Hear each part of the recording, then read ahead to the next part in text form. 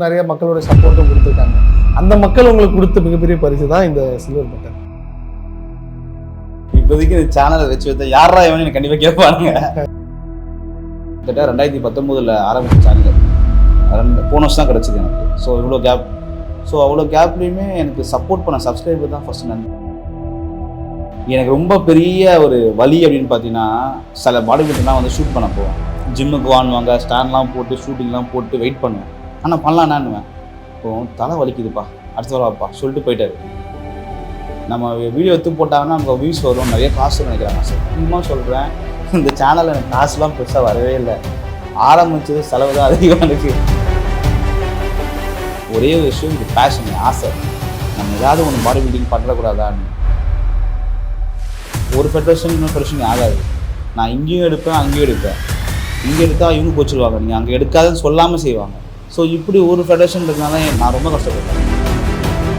ஏன்னா கிரியண்ணா வந்து எனக்கு ரொம்ப சப்போர்ட் கொடுத்தாரு, பயங்கரமாக சப்போர்ட். சிவகுமாரனாலாம் வாட்ஸ்அப், மோகன் சுப்ரமணியன் இருக்காரு, அதே மாதிரி அருணாச்சலன் இருக்காரு, எம்டி அப்துல்லா இருக்காரு, அதே மாதிரி பார்த்தீங்கன்னா பிரசாந்த் இருக்காரு, ஸ்ரீகர் இருக்காரு. ஸோ நிறைய பேர் சப்போர்ட் பண்ணி சேனல் பண்ணால் நிறைய பேர் மறந்துட்டாங்க. மீனா அரவிந்த். என்னோட அருமை என்னன்னு என்ன நேசிக்கிறவங்கள தவிர வேற யாருக்கும் தெரியாது. Marset, the protein factory, North Usman Road, T Nagar, Chennai.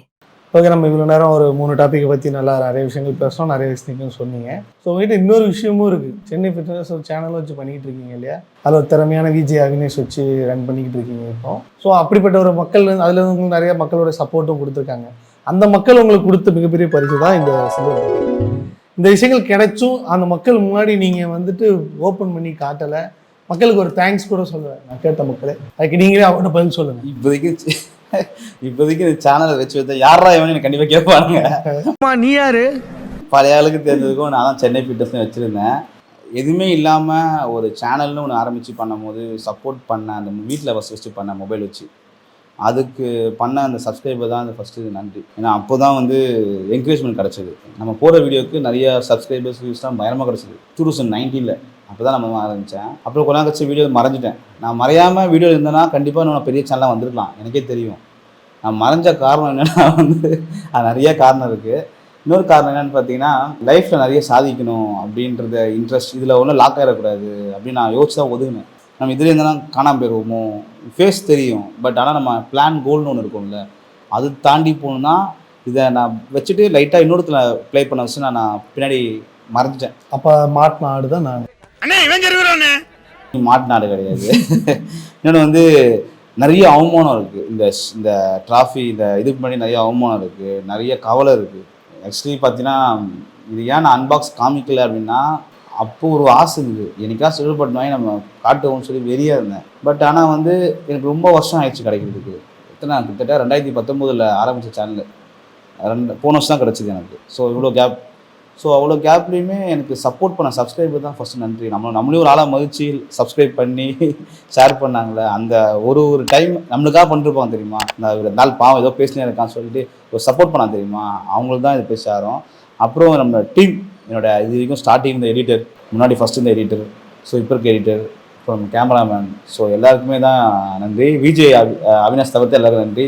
வானா அப்புறம் தான் வந்தாங்க, கடவுள் சப்போர்ட் இருந்தது. எனக்கு ரொம்ப பெரிய ஒரு வலி அப்படின்னு பார்த்தீங்கன்னா, சில பாடி பில்டர்லாம் வந்து ஷூட் பண்ண போவேன். ஃபோன் பண்ணி கேட்பேன் அப்பாயின்மெண்ட்டு, சரி வாங்க அப்படின்ட்டுருவாங்க. நம்மளும் ஷூட்டிங் போவோம், கேமராமேன்லாம் கூப்பிட்டு டீமோட போவோம். ஒரு 5000 ரூபாய் காலியாயிரும் போயிட்டு வந்து செலவு பண்ணுறதுக்கு எனக்கு. ஏன்னா 2-3 கேமரா போட்டுக்கிட்டு பண்ணாங்க, ஆயிரும்ல. போவோம், ஷூட்டிங் கேன்சல். பேர் சொல்ல கூட விரும்பல, பெரிய பாடி பில்டர் தமிழ்நாட்டில். 2வது முறை அதே மாதிரி பண்ணாங்க, 3வது முறையும் அதே மாதிரி பண்ணாங்க, 4வது முறை நான் மட்டும் போக ஆரம்பித்தேன். அப்போ பர்சனலாக ஃபாலோ பண்ண ஆரம்பித்தேன். அது எப்படின்னா, ஷூட்டிங் அடுத்த வாரப்பா இப்போ வேலை இருக்குப்பான்ட்டுருவாங்க. அதாவது ஸ்பாட்டுக்கு வந்து ஜிம்மில் இருக்காரு, நான் செட் பண்ணிட்டேன் கேமராலாம், இப்போ மூடில்ல அப்புறவா இதெல்லாம் வேண்டே பண்ணுவாங்க. என்னென்னா, நீலாம் வந்து இதெல்லாம் பண்ணலாமா, இது நாங்கள் பண்ணணும், இல்லை நீலாம் பண்ணக்கூடாதுன்ட்டு சொல்லாமல் செய்யுது. இன்னொரு பாடி பில்டர் என்ன பண்ணுவார்னா, எனக்கு கிட்டத்தட்ட ஒரு 15 தடவை அப்பாயின்மெண்ட் கொடுத்துருப்பாரு. இதெல்லாம் அவங்க ஃப்ரெண்ட்ஸ், அவங்களும் சொல்லி தான் போவீங்க, சொல்லி அவங்க அக்செப்ட் பண்ணி செய்கிறாங்க. இது தெரியாமல் போய் நானும் ரொம்ப வருஷமாக சுற்றி இருந்தேன். அதே மாதிரி தாண்டி இன்னொருத்தர் வந்து நம்ம டீம் ஒருத்தர் ஃபாலோ பண்ணுவார் ஃபோன் பண்ணி. அடுத்து சொல்லி பயங்கரமாக அவங்களுக்கு என்னன்னா நம்ம வீடியோ எடுத்து போட்டாங்கன்னா நமக்கு வியூஸ் வரும், நிறைய காசு வரும்னு நினைக்கிறாங்க. சத்தியமாக சொல்கிறேன், இந்த சேனலில் எனக்கு காசுலாம் பெருசாக வரவே இல்லை. ஆரம்பிச்சது செலவு தான் அதிகமாக இருக்குது. பாடி பில்டிங்குக்கு என் சேனலில் வியூஸ் பார்த்துருப்பீங்க. இதே ஒரு ஃபுட் பிளாகர் சேனலோ வேறு ஏதாவது ஒரு டெக் சேனலோ பண்ணியிருந்தான்னு வச்சுக்கோங்க, இன்றைக்கி நான் கொஞ்சம் பேரும் காசும் பார்த்துருப்பேன். இதில் நான் காசு சத்தியமாக சம்பாதிக்கல. இப்போ தான் சப்ளிமெண்ட்னு போட்டு ஓட்டிகிட்டு இருக்கேன் தவிர சம்பாதிக்கல. பட் இது என்னோட ஆசை. தமிழில் யாராச்சும் ஒருத்தர் பாடி பில்டிங் சேனல் பண்ணக்கூடாதா, தமிழ் எல்லாம் சொல்லக்கூடாதா? ஏன்னா நான் இங்கிலீஷ் படம் தமிழ் டப்பிங்லாம் பார்க்குற ஆளு நான்லாம். எங்களவா ஆளுக்கெல்லாம் வந்து தமிழில் இருந்தால் நல்லா இருக்கும்னு தான் பாடி பில்டிங்கை தமிழை சொல்கிற ஆளாக நான் தேடினேன். அப்போ தான் இந்த சேனல் ஆரம்பித்தேன். அது ஒரே ஒரு நோக்கம் தான், அது எதுவுமே கிடையாது. எண்ணம் தான் என்றைக்குமே மனுஷனை மாற்றும். நல்ல எண்ணம் இருந்தால் கண்டிப்பாக மேலே வரலாம். நான் அதே மாதிரி நிறைய பேர் நான் அசிங்கம் பற்றிலாம் அமைச்சிருக்காங்க. ரொம்ப மறக்க முடியாத விஷயம்னா, ஒரு காம்படிஷனில் வந்து நான் ஷூட் பண்ணுறேன். அவங்க நினைக்கிறாங்கன்னா வந்து நம்மளால் வியூஸ் சொல்லணும், வியூஸும் வராது. ஒரே ஒரு விஷயம், இது பேஷன், என் ஆசை. நம்ம ஏதாவது ஒன்று பாடி பில்டிங் பண்ணக்கூடாதான்னு. ஏன்னா கிரியண்ணா வந்து எனக்கு ரொம்ப சப்போர்ட் கொடுத்தாரு, பயங்கரமாக சப்போர்ட். சிவகுமாரனாலாம் hats off. மோகன சுப்ரமணியம் இருக்கார், அதே மாதிரி அருணாச்சல் அண்ணா இருக்கார், எம்டி அப்துல்லா இருக்கார், அதே மாதிரி பார்த்தீங்கன்னா பிரசாந்த் இருக்கார், ஸ்ரீகட்லரு. ஸோ நிறைய பேர் சப்போர்ட் பண்ணி சேனல் பண்ணாங்க. நிறைய பேர் மறந்துட்டேன். மெயினாக அரவிந்த் எவ்வளோ பேர் சப்போர்ட் பண்ணாங்க சேனலுக்குப்பா. இவங்களாம் பண்ணதாக தான் என் சேனல் வளர்ந்தது. ஸோ அதை தாண்டி வந்து என்னென்னு பார்த்தீங்கன்னா, என்னை காம்படிஷனில் கூப்பிட்டு வச்சு ஸ்டேஜில் ஷோ பண்ண இது வீடியோ எடுக்க சொல்கிறாங்க. நான் போய் எடுக்கிறேன். அவங்க அந்த நேரத்தில் வந்து என்ன பண்ணிட்டாங்கன்னா, என்னை அசிங்கப்படுத்தணும்னு சொல்லிட்டு சேர்லாம் உட்கார விடாமல் எடுத்து நிறைய அவமானம்லாம் பட்டிருக்கேன். சும்மாலாம் கிடையாது, கொஞ்சம்லாம் கிடையாது. உட்கார விடாமல் நிற்கலாம் வச்சுருக்காங்க வேணுக்கிட்டே. ஏன்னா நான் வேறு ஃபெடரேஷன் ஷூட் பண்ணிட்டு வந்துட்டேன்னா, ஒரு ஃபெடரேஷன் இன்னொரு ஃபெடரேஷன் ஆகாது. நான் இங்கேயும் எடுப்பேன், அங்கேயும் எடுப்பேன். இங்கே எடுத்தால் இவங்க கோச்சிருவாங்க, நீங்கள் அங்கே எடுக்காதுன்னு சொல்லாமல் செய்வாங்க. அது இந்த ஃபெடரேஷன் எடுத்தால் இந்த ஃபெடரேஷன் கூட மாட்டாங்க ஷூட்டிங்க்கு. அவங்க ஆளுங்க யாரும் இன்டர்வியூ தர மாட்டாங்க. ஸோ இப்படி ஒரு ஃபெடரேஷன் இருக்கனால நான் ரொம்ப கஷ்டப்பட்டேன். அப்புறம் வச்சு முடிவு பண்ணேன், எதுக்கு நம்ம வந்து பாடி பில்டிங் லோக்கல்லாம் எடுத்து போடுறோம். நமக்கு போடுறது வந்து அவங்க நினச்சிட்டாங்க நம்ம வந்து சம்பாதிக்க தான் நினைக்கிறாங்க. நம்ம அப்படி கிடையாது. ஆனால் என்ன எதுனா, நீ அந்த ஃபெடரேஷன் பண்ணால் அந்த ஃபெடரேஷன் பண்ணக்கூடாதுன்ற மாதிரி சொல்லாமல் செய்கிறாங்க.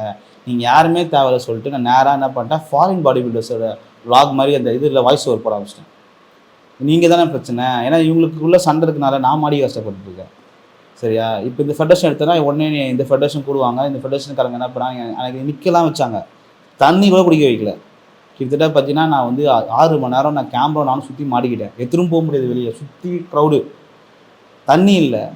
கேட்குறாங்க ஃபெடரேஷன் ஆள்கிட்ட, தண்ணிலாம் இல்லை ப்ரோ அப்படின்னு காலுக்கு தண்ணி பாட்டிலாக வச்சுருக்காங்க. அவ்வளோ அசிங்கலாம் பட்டுருக்கேன். என் லைஃப்பில் மறக்க முடியாத மூமெண்ட்னா அதுதான். ரொம்ப கஷ்டப்பட்டேன். தண்ணி குடிக்க முடியாமல் அப்படியே நின்றுங்கன்னே இருக்கேன் உயரத்தில். இதுக்கு நான் அப்போ யோசித்தேன், அவங்களுக்காக தான் நம்ம வந்தோம், நம்மளுக்கு வேணும் கிடையாது. அடுத்த முறை அவங்க ஃபோன் பண்ணி எடுக்கலை, நான் மதிக்கலை.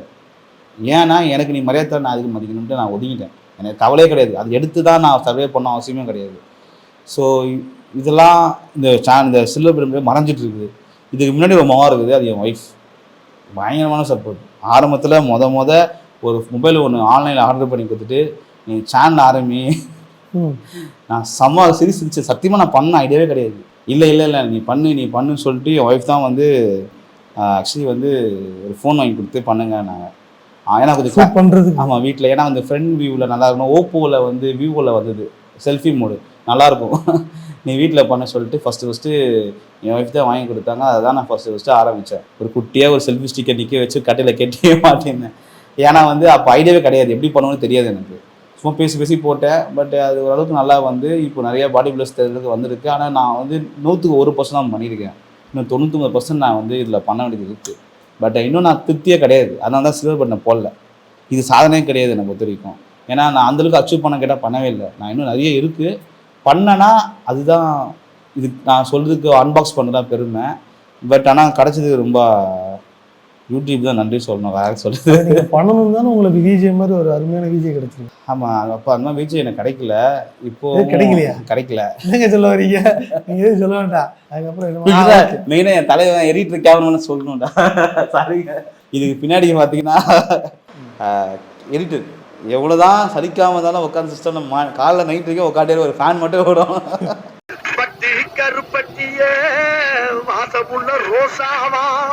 அடிக்கிற வைக்கல போய் வெயிட் பண்ணிட்டே இருப்பாப்புல அவரு. அப்புறம் வந்து 8 மணி நேரம் நின்று, உண்மையிலே 8 மணி நேரம் நிற்க சொன்ன நிற்பாப்புல என் கேமராமேன். அந்த அளவுக்கு டெடிகேஷன். லெஃப்ட் கால் சைடு வாங்குதே. ஸோ இவங்க 2 பேரும் ஏன் ஒரு சேர் கொடுக்க வேண்டியதானே? அந்த கேள்வி சொல்கிறேன். எதுக்குமே பிரயோஜனம் இல்லாமல் ஒரு விஜே. இது சொல்லாம விடுங்க ஸோ இவங்களோட உழைப்பு தான் வந்தது. ஸோ கேமராமேன் எடிட்டருக்கு தேங்க்ஸ் இந்த வீடியோவில் எப்பயுமே சொல்கிறேன். பேர் சொல்லணும் கூட சுரேஷ், அப்புறமேட்டு சாகர் ப்ரோ, அப்புறமேட்டு முன்னாடி வந்து 2 கேமராமேன் இருந்தாங்க. 2 பேர் முன்னாடி இருந்தாங்க கேமராமேன் எடிட்டர், அவங்களுக்கும் தேங்க்ஸ். ஏன்னா அவங்களும் இல்லைன்னா வந்திருக்க முடியாது. ஸோ இப்போ இருக்கவங்க இவங்க எல்லாம் தான் இந்த வெற்றிக்கு காரணம். ஒரே ஆள் கிடையாது, அவ்வளோ பேரோட உழைப்பு இது இருக்குது. பேர் நிறைய அவமானமும் இருக்குது, நம்பிக்கை இருந்தது, எல்லாமே சேர்ந்தான் இந்த ஷீல்டு. அடுத்து விஜேவால கோல்டு இருந்தாங்க. சரி, அப்போ இவ்வளோ பேக்கப் இருக்குது, இவ்வளோ பேக்ரவுண்ட்லாம் இருக்குல்ல, அப்புறம் என்னதுக்காக விளாக் மாதிரி ஒன்று ஆரம்பிச்சிருக்கீங்க இப்போ புதுசாக? விளாக் ஏன் ஆரம்பிச்சேன்னு பார்த்தீங்கன்னா, ஆக்சுவலி வந்து இப்போல்லாம் விளாக் தான் வந்து பார்க்குறாங்க மக்கள், ஒரு ட்ராவலே இருக்குன்னு பார்க்குறாங்க. ஸோ அதனால் வந்து விளாக் மோடில் வந்து நம்ம வந்து பண்ணலாம்னு சொல்லிட்டு பாடி பில்டிங்கை வந்து ஒரு ஊராக போய் எடுப்போம். பாடி பில்டிங் வந்து நெக்ஸ்ட் லெவல் கொண்டு போகணும், நம்ம ஏதாவது பண்ணணும். சும்மா உட்காந்து இந்த மாதிரி பேசிட்டு இருந்தால் ஓடாது. அவங்க இடத்துக்கு போய் அவங்க லொக்கேஷனில் போயிட்டு அவங்க லைவாக ஷூட் பண்ணணும் தான் நான் வந்து விளாக் கான்செப்ட் ட்ரை பண்ணேன். பட் நான் எதிர்பார்த்தோட டீசெண்டாக தான் இருக்குது வீடியோ, அவ்வளோ மோசமாக நல்லா வந்திருக்கு. பட் இன்னும் நம்ம நல்லா உழைக்கணும். ஸோ நம்மளோட உழைப்பில் தான் அந்த வீடியோஸ் நல்லா இருக்கும். அது மூலிமா தான் நிறைய பேருக்கு அதுக்கு ரீச் ஆகும். நம்மளால் கிடைச்சிட்டாக்க ரீச் கிடைக்கணும். பாடி பில்டிங்கை மதிக்கணும். அந்த ஸ்போர்ட்ஸ் எல்லாருமே பார்த்தா அது ஸ்போர்ட்ஸ் எவ்வளோ கஷ்டம் தெரியுமாப்பா அப்படின்னு சொல்லணும். இதை வந்து ஊசி போட்டு பண்ணுற ஒரு ஸ்போர்ட்ஸாக, இது சாப்பிட்டா உடம்புன்னு தாண்டி இது இப்போ இவ்வளோ விஷயம் இருக்குன்றதை நம்ம தான் கிரியேட் பண்ணணும். அது கிரியேட்டர்ஸ் எல்லாம் தான் முடியும். ஏன்னா வந்து எல்லா ஸ்போர்ட்ஸுக்கும் யூடியூப் சேனல் கேட்டால் சத்தியமாக கிடையாது, பெருசாகவே கிடையாது எனக்கு தெரிஞ்சு. எல்லாமே சும்மா அவ்வளோ ஃபெடரேஷன் வச்சுருக்காங்க, அவ்வளோ ஸ்போர்ட்ஸ் இருக்குது வேறு இதில், அவங்களும் சேனல் பெருசாக கிடையாது. ஆனால் பாடி பில்டிங் பார்த்தீங்கன்னா ஸ்ட்ராங்கான கிரியேட்டர்ஸ் இருக்காங்க. நான் இருக்கேன், சென்னை ஃபிட்சிடி இருக்கான், பிபிடிஓன்னு ஒரு சேனல் இருக்குது. ஸோ எங்களுக்கெல்லாம் வந்து என்னென்னா வந்து இது நாங்கள் வந்து ஸ்ட்ராங்காக கொண்டு போகிறோம். எங்களுக்குள்ளேயே ஒரு காம்படிஷன் இருக்குது. ஸோ எங்களால் வந்து என்னென்னா முடிஞ்ச அளவுக்கு ரீச் கொடுப்போம். இந்த பாடி பில்டிங்கை வந்து நெக்ஸ்ட்டு கொண்டு போகும். பட் இது சப்போர்ட் அவங்க சைடில் மட்டும் வேணும். ஏன்னா மற்ற ஸ்போர்ட்ஸ் சேனல் கிடையாது, ஆனால் சப்போர்ட் பண்ணல. நம்ம சேனல் இருக்குன்னா அவங்களுக்கு சப்போர்ட் பண்ணணும். பெரிய ஆளுங்களாம் வந்து இதை இன்டர்வியூ கேட்டால் கொடுக்குறதுக்கு வந்து கொடுக்குறாங்க, அதை வச்சு விளையாடுறாங்க பார்த்தியா, அது ரொம்ப வலிக்கும். அதுதான் வந்து இப்போல்லாம் நான் ஆரம்பத்து இருந்தது. இப்போ நிறைய பேர் நீங்கள் இன்டர்வியூ கேட்டு நிறைய கால் நிறைய மெசேஜ் வருது, பெரிய பெரிய தான் மெசேஜ் வருது நம்ம பண்ணலான்ட்டு. பட் முன்னாடி இது வரல எனக்கு. பட் அப்போ இந்த காலத்தை நாங்கள் போய் கேட்கும் போதெல்லாம் வந்து எப்படி இருக்குன்னு பார்த்தீங்கன்னா, எங்களை வச்சு அலைய விடுவாங்க பார்த்தியா, அதுதான் வலி.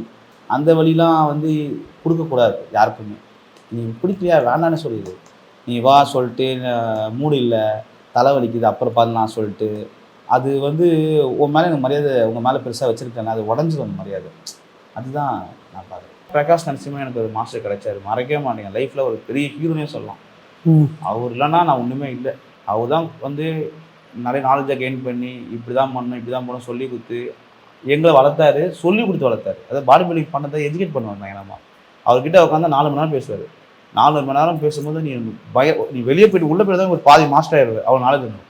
அதனால தான் நாங்கள் வந்து இன்றைக்கும் ஒரு விசுவாசம் நாங்கள் என்றைக்கும் இருப்போம். இறண்டாரு என்றைக்குமே அவங்களுக்கு நாங்கள் உண்மையாக இருப்போம் கடைசி வரைக்கும். அதனால தான் எனக்கு ஷாப் வந்து டி நகரில் ஷாப் வைக்கிறது முன்னாடி ஒரு இடத்துல ஆரம்பித்தேன். பிரிட்ஜு ஒர்க்னால பிளாக் ஆகிடுச்சு, ஓப்பன் பண்ண முடியல. ஸ்டாக்லாம் வாங்கி கூட நான் போட்டு வச்சுருக்கேன். அது செம்ம மோசமான டைமு. அப்போ என்ன ஆச்சுன்னு பார்த்தீங்கன்னா, நான் சப்ளிமெண்ட் கடைக்காக இடம் தேடிட்டு இருக்கும்போது வடபழனியில் வந்து மசில் மெக்கானிக் சப்ளிமெண்ட் ஷாப் பக்கத்துலேயே கிடைக்குது எனக்கு. சுற்றி லெஃப்ட்டில் ஒன்று ரைட்டில் ஒன்று கிடச்சிட்டே இருக்குது. எனக்கு என்னென்னா வந்து ஸ்டாக்கு வாங்கி 3 மாதம் 2 மாதம் ஆயிடுச்சு. பயம் இருக்கும்ல, என்னடா அது இடம் தேடிட்டே கிடைக்கல. ஏன்னா என் பிரிட்ஜு போட்டு பிளாக் பண்ணிட்டாங்க, அந்த கடை பாதையை நிற்கிது இன்டீரியல் பண்ணி. அப்போ என்ன பண்ணேன், என்னடா இது சோதனை இப்போ தான் ஆரம்பித்தோம், அதுக்குள்ளே விளையாண்டு ஒரு பக்கம் ஸ்ட்ரெஸ் ஆகிறேன். ஆனால் வந்து நல்லா எப்பவுமே ஒரு எங்களுக்கு இது உண்டு, ஸ்ட்ரெஸ்ஸாக பயமாக ஆகும். ஆனால் எரிச்சு நிற்போம் பயமாக பாடி பில்டிங் பண்ணவங்களே. என்ன பண்ணிட்டேன், எனக்கு வடபழனிலேயே இடம் கிடச்சிச்சு சுற்றி. ஆனால் என்னென்னா எனக்கு ஒரு பக்கம் வருத்தலைன்னா, அங்கே மாஸ்டரோட கடை இருக்குது, அவர் இறந்துட்டார். அக்கா பார்த்துக்கிறாங்க, நான் பக்கத்துலேயே கடை போட்டேன்னா அவளை அடிக்கும்.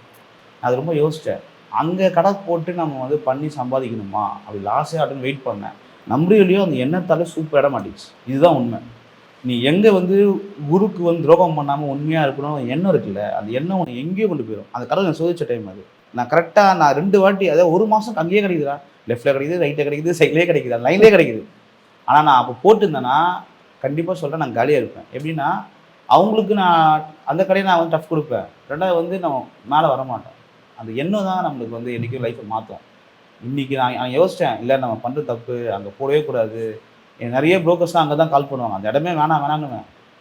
டி நகர்லேயே மெயின் ரோட்லேயே கிடச்சிச்சு, ரொம்ப மெயின் ரோட் ஃபேஸ்னால் அதுவும் நார்த் உஸ்மான் ரோடு சொல்லவே தேவையில்ல, பீக் ஏரியா. அதுதான் எங்கள் எண்ணம் தான் ஒரு மனுஷனை மாற்றும். நல்ல எண்ணத்தோடு இருந்துச்சுக்கோங்க, எவ்வளோ வேணாலும் நான் அடிக்கட்டுமே அப்படி கடவுள் தூக்கி விடுவார், கீழே விட மாட்டேன்.